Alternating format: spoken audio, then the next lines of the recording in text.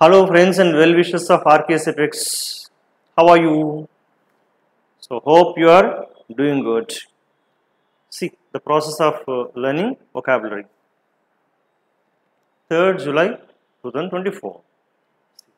Oh my God. 116 die in stampede at Uttar Pradesh Satsang due to cramming. What a miserable thing. భయంకరం. Okay ఇందుకే ఇదేమి ఈ పదాన్ని స్టంపీడ్ అని పిలకాలి. స్టంపీడ్ పీ దీర్ఘం ఉండాలి. స్టంపీడ్ అంటే తొక్కిసలాట. అలాగే క్రామింగ్ అంటే కనుక తక్కువ ప్లేస్లో ఎక్కువ మంది పెట్టి కూరేయడం అనమాట. క్రామింగ్ అంటే in one place you try your best to push all the people into one particular or you try to force the people into one particular area. ఒక దానిలో ఎక్కువ మంది ఫోర్స్ చేయడం, నెట్టివేయడం అలా ఉంచడం అనమాట. ఇక్కడ several children were pushed over in the stampede. అంటే చాలామంది పిల్లలు ఒకదాని మీద నెట్టివేయబడ్డారు. స్టంపీడ్ అంటే ఆ పర్టికులర్ తొక్కిసలాట్లో పిల్లవాళ్ళు ఒకరి మీద ఒకరికి ఇలా తొక్కేసేసి సంథింగ్ ఇలా జరిగింది అన్నట్టు. Several deer were killed in the stampede అంటే ఆ తొక్కిసలాట్లో చాలా జింకలవన్నీ కూడా చనిపోయాయి. ఇది విచిత్రం ఏంటంటే డీర్ అనే వర్డ్ అదే సింగులర్ అదే ప్లూరల్. సింగులర్ అయినా అదే వాడాలి, ప్లూరల్ అనేది అదే వాడాల్సి ఉంటుంది. అలాగే మీకు షీప్ అనే వర్డ్ ఉంటుంది. షీప్ కూడా అలాగే ఉంటుంది. అంటే ఇట్లాగా you can say 1 sheep or you can say 10 sheep. ఒకటి ఉంటే 1 sheep, 10 ఉంటే 10 sheep. అదే సింగులర్ అదే ప్లూరల్ ఉంటుంది అనమాట ఇక్కడ. Clear. So several deer were killed in the stampede. ఆ తొక్కిసలాట్లో చాలా డీర్స్ అవి చనిపోయాయి అని చెప్పడం. Modi says mandate is for continuity terms Congress a parasite on its Ellyse.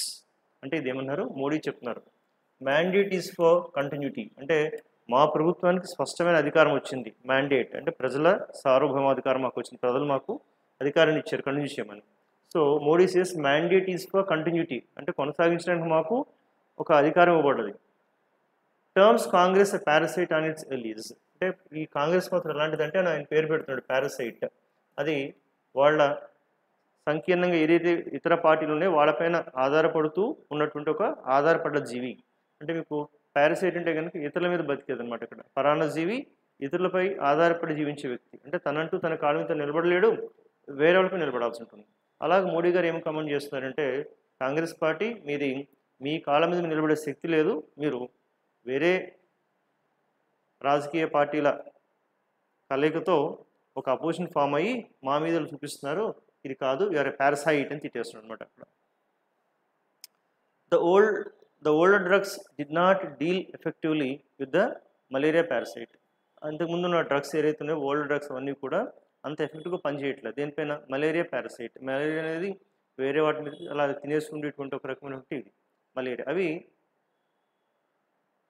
Malaria parasite అంటే ఆ ఇన్సెక్ట్స్ గురించి కానీ దాని గురించి చెప్తున్నారు అనమాట. అవి దానిపైన ఇంతకుముందు ఉన్న డ్రగ్స్ సరిగ్గా పనిచేయట్లేదు. So the older drugs did not deal effectively with the malaria parasite. Malaria bacteria పైన సరిగ్గా పనిచేయట్లేదు. I don't want to be a parasite. నేను వేరే మీద బతుకు నాకు ఇష్టం లేదు. I must earn my own way in life. నా సొంతంగా నేనే సంపాదించి నా కాళ్ళని నేను బతుకుతాను, నేను వేరే వాళ్ళపైన ఆధారపడి ఒక పారాసైట్లా ఉండను చెప్తారు ఇక్కడ. సో ఒకసారి పబ్లిక్ స్పీకింగ్ దానిలో చెప్తుంటారు, don't become a parasite, try to stand on your own feet. So why do become a parasite అలా వద్దు అని చెప్పడం. Parasite. Naidu Revanth to mend fences. Mend అంటే కనుక బాగు చేయడం, సరిదిద్దుకోవడం. అట్లాగా ఫెన్స్ అంటే తెలుసు కంచెలు. ఇప్పుడు ఫర్ ఎగ్జాంపుల్ ఇతని తెలంగాణ మనది ఏపీ, ఇంతకుముందు కొంచెం ఎక్కువ గొడవ ఉండేది. ఇప్పుడు అలా కాదు, మన దగ్గర ఉన్న డిఫరెన్సెస్ని ఆ కంచెని కాస్త సున్నితంగా పరిశీలించుకుందాం, దాన్ని కొంచెం బాగు చేసుకుందాం అని ఒకరికొకరు అనుకుంటారు అన్నమాట అంతా కూడా. మెండ్ అంటే కనుక చక్కదిద్దు, బాగు చేయడం. So it is never too late to mend అంటే ఏదైనా బాగు చేయడానికి ఎంత ఆలస్యం అనేది కాదు, ఎప్పుడైనా స్టార్ట్ చేయి. ఫర్ ఎగ్జాంపుల్ అతను హెల్త్ నెగ్లెక్ట్ చేశాడు, ఇంకా వదిలేయడమే నాకు కాదు, కనీసం ఇప్పుడైనా సరే తిరిగి దానికి సరైన చికిత్స చేయించి ఫార్వర్డ్ ఇవ్వండి. అంటే it is never too late to mend. బాగు చేసుకోవాలనేటువంటి మనస్తత్వం నీకుంటే కనుక అప్పుడైనా స్టార్ట్ చేయొచ్చు, అదేమి లేట్ అయితే ఏం కాదు అన్నట్టు అంతా కూడా. అంటే నీకు ఎప్పుడు తెలిస్తే తప్పు చేస్తున్నావు అని, తప్పు మార్గంలో పోతుంది, ఇబ్బంది ఉంటే వెంటనే సరి చేయి. Okay, don't wait. Can you mend this broken chair, కాస్త ఇరిగిపోయిన కూర్చుని కాస్త ఏదైనా బాగు చేయగలవా, అతికించడం కానీ ఏదైనా చేయగలుగుతావా, mend. So try to mend your relationships, అంటే మీ రిలేషన్షిప్స్ వీగిపోతుంది, కొంచెం స్ట్రెంగ్తన్ చేసుకోండి. ఇట్లా mend a man mend your ways, otherwise అంటే ఏ మ్యాన్ నీ పద్ధతి మార్చుకో, లేదంటావా okay I will sack you from the job. I will sack అంటే తీసేస్తాను జాగ్రత్త. ఇట్లాగ మెండ్ అంటే కనుక బాగు చేసుకోవడం. అలాగే ఫెన్స్ అంటే కంచె. She left over the fence, అంటే ఆ ఫెన్స్ పైన చలాగా దూకింది వాళ్ళంతా కూడా. లీప్ లెఫ్ట్ అంటే దూకడం గెంతడం, ఆ ఫెన్స్ నుంచి పైకి దూకింది. జస్ప్రీత్ బుమ్రా, మనం బుమ్రా అంటాం కదా, బుమ్రా బుమ్రా ఇట్లాగా. So Bumrah A visit at work, ఈ పదాన్ని ఏమన్నారంటే విజిట్ అనాలి. అక్కడ ఆర్ పక్కన డి కదా, ఆర్ సైలెంట్ అవుతుంది. చెప్పుకున్నాం చాలాసార్లు, R plus any consonant R silent, R plus any consonant. Visit అంటే కనుక ఒక మాంత్రికుడు, అంటే ఇలా తిరిగి బాలేస్తే అట్లా పడిపోద్దేమో వికెట్ అట్లాగా, అంటే అలాగా ఇక్కడ మాంత్రికుడు అంటే కనుక ఒక రంగంలో ఒక పర్టికులర్ యాక్టివిటీలో ఎక్కువ స్కిల్ ఉన్నవాడు అని అర్థం అన్నమాట ఇక్కడ.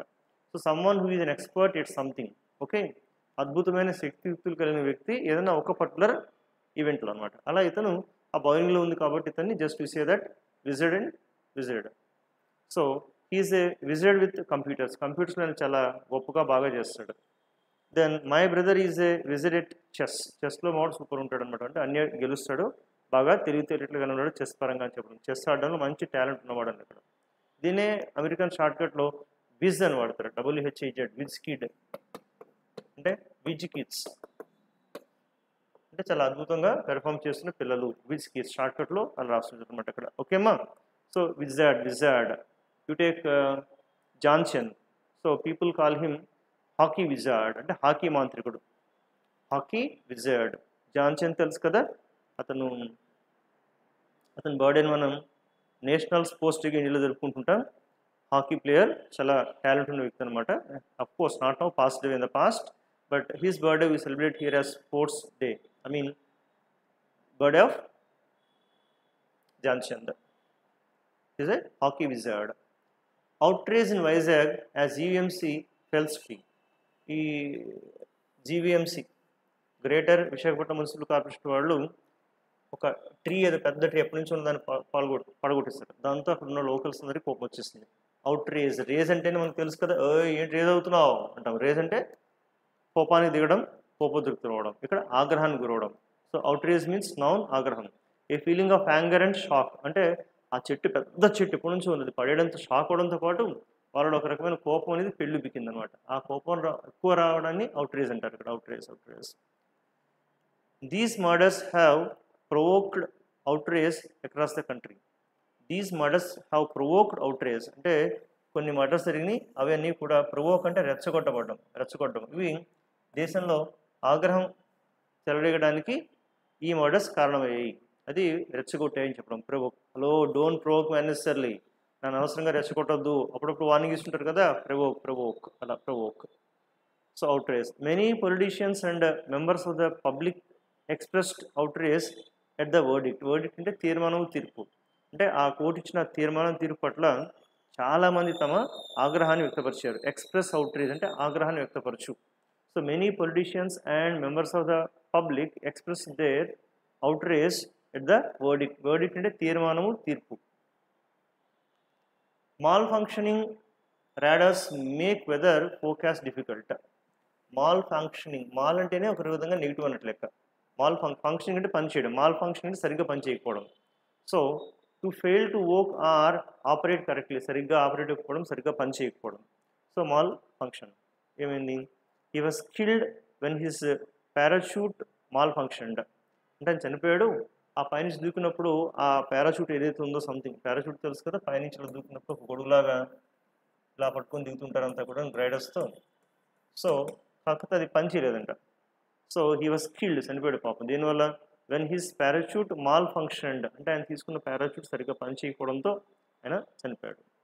The drug caused A mall function in the brain, అది తీసుకున్న డ్రగ్ పని చేయకుండా బ్రెయిన్లో కొంచెం ఇబ్బంది క్రియేట్ చేస్తుంది. The drug caused A mall function in the brain. Mall function in the sense సరిగ్గా పని చేయకపోవడం. సో ఆ డ్రగ్ వల్ల అతని బ్రెయిన్ సరిగ్గా పని చేయక కొంచెం ఇబ్బంది పడుతున్నాడు. So friends, this all about our today's vocabulary. I mean 3rd July vocabulary. With the next video, we shall see tomorrow. Okay, hope you are able to follow the vocabulary and maintain a small notebook keeping my bag of vocabulary. So, friends, listening to vocabulary make a habit. ఇది ఒక హ్యాబిట్గా తయారు చేసుకోండి. ఆ words పెరిగే కొంది కూడా మీలో వచ్చేటువంటి లాంగ్వేజ్ పైన వచ్చేటువంటి పరిణతి కానీ లేదంటే మాట్లాడేటువంటి ఫ్లో కానీ చాలా బాగుంటుంది. Surely you will be able to speak fluently and effectively if you have good amount of vocabulary. Okay, we will see tomorrow our next video. Thank you. Bye bye.